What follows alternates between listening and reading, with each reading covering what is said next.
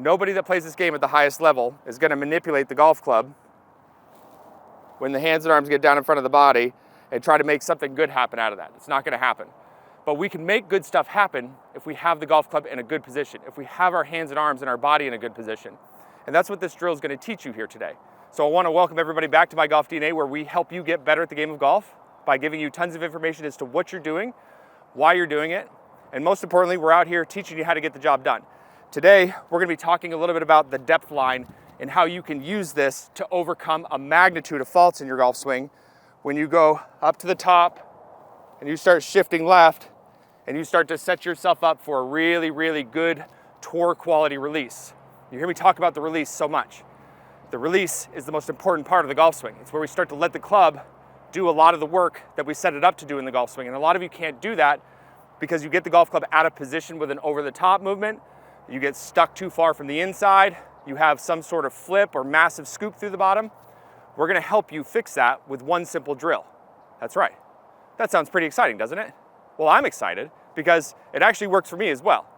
If you're just getting to the channel, or maybe you've been hanging out on the channel for a little while, before I teach you today's drill, it really helps us, and it's free for you, to head down below, subscribe to the channel, and turn on your bell notifications for us so you get notified anytime we put out new content.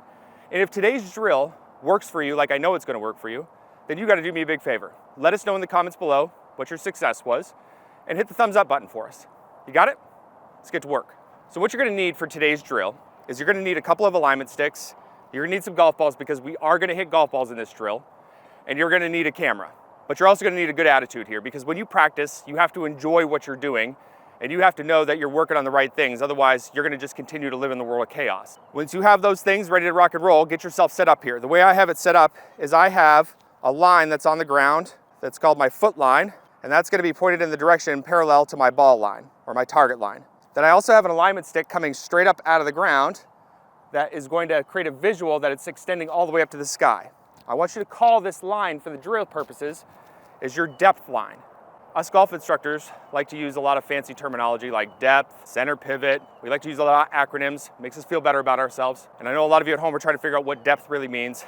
Understand this, the golf swing is full of steepening and shallowing moves, okay? Our job as golf instructors is to look at your DNA and help you understand what that perfect balance is between the two. So what you're gonna think of with this drill is that this is the depth line and everything back and behind it is going to be considered your depth dimension of the swing.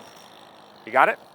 And the way you're gonna set it up is have it come right up out of your ankle joint, straight up out of the ground, get your camera set up from down the line, and get ready to rock and roll. So the first step that we need to get done and make sure that we are getting checked off the list before we start to go into the next step and the next step is we gotta be able to back check our backswing position to make sure that it's kind of falling within the parameters of where we need it to be. Now, we're gonna use the depth line here as our reference point. We're gonna make just about 10 golf swings where we load up to the top of the swing and stop. And what we're gonna look for at the top of the backswing is we want the hands to be somewhere on top of the depth line and the club head to be back in the depth dimension of the swing. So the club head back in here, the hands on top of this line.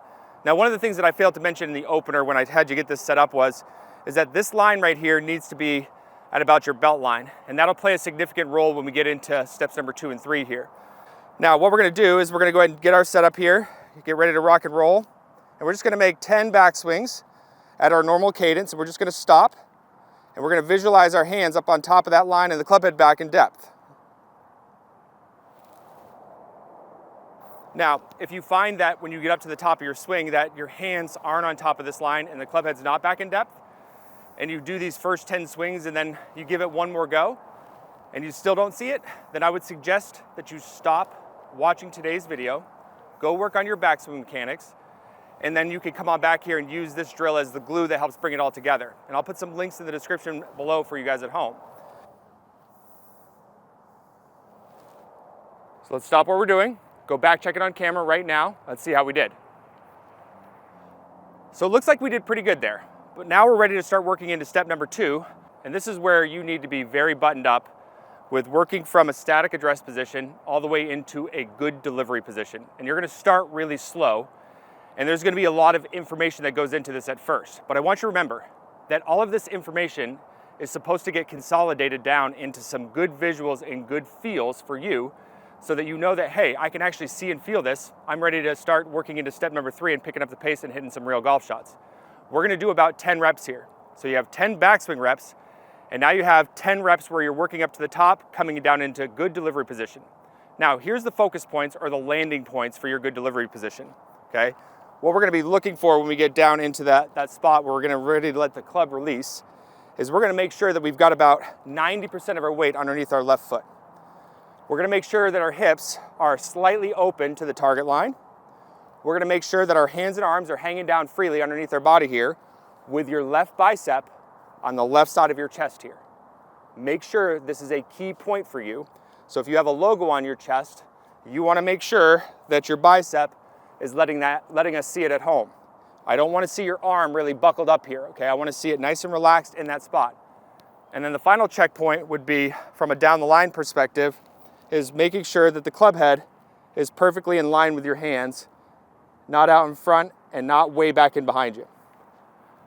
Now, how we're gonna do this is with some very concentrated reps of focusing in on our hands and our arms from the top of the backswing coming straight down towards the depth line, but we're gonna keep the club head back in behind the depth line in the depth dimension of the swing the entire time until our hands start to get below this line. So what it's gonna look like is we're gonna go ahead and take our setup and we're gonna drill up to the top. And as I start to shift my hips left and start to turn, my arms are gonna feel like they're coming straight down towards that line. I'm keeping the club head back in behind it, opening the hips up, and as soon as my hands and arms start to get below it, what do you notice about the club head? Well, it starts to work back out in front of me. I kept it back in behind that line on purpose. This is that sort of shallowing, in vogue term that you hear so much about.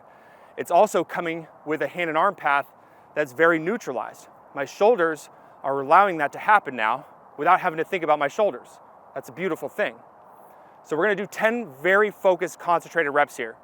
And as you get into the 7th, 8th, 9th, 10th rep, I want you to start picking up the pace to know that, hey, I can actually feel this and see this in my brain. I'm gonna back check it on camera, and I'm gonna get into step number 3. So we got some pretty good success with step number 1 and 2. Feels a little bit tense through the arms, feels a little bit not like a golf swing because it's not a real swing yet. But what we have is we've got a really good static address position that works up to a good backswing position that now moves on a correct hand and arm path into a world-class delivery position that's ready for you to start releasing the club. Now, by definition, release means to let go. It doesn't mean to hang on. So yes, you're gonna feel some tension through the hands and the arms. You're gonna feel some body movements that are gonna be more controlled.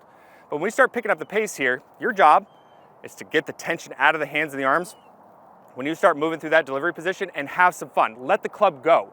Don't try to manipulate it. You're gonna see some good stuff. If you try to manipulate it anymore, you're not gonna have very good control of the club face. You understand what I'm saying? You want the club face to be working for you. And a lot of you will let it work for you if you have it in a good position, which is what we just worked on. We're gonna use the same visual. We're gonna do a 1-to-1 ratio. We're gonna make sure that when we feel ourselves moving through that position, we're gonna shake out the tension, we're gonna hit some golf shots.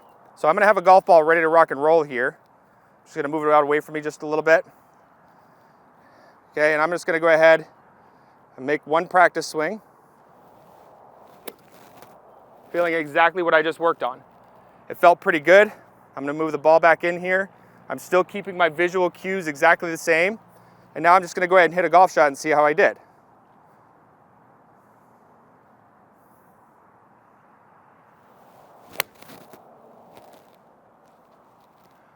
So I hit a straight bullet. It just came down now. That was an 8-iron. That felt pretty good. Maybe a scotch on the thin side.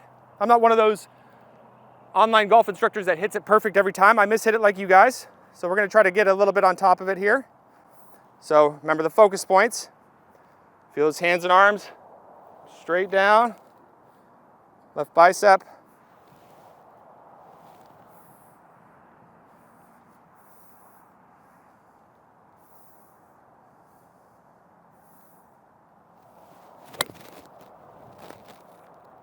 So I love this drill because it takes the technical thinking out of it, helps you create your own feels, your own visuals, and it gets you in a good hand and arm path and a good delivery position, which is what you have to have if you really want to release the club.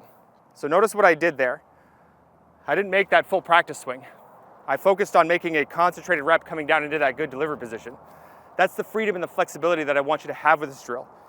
You can try to do swings and fluidity with it, but if you start losing some sight of the movement or the feel or the visual that we created, then just slow it down. You can use this the entire practice session, and you're gonna find yourself in a much better space with your golf swing when it's all said and done. Good luck, we'll see you guys in the next video.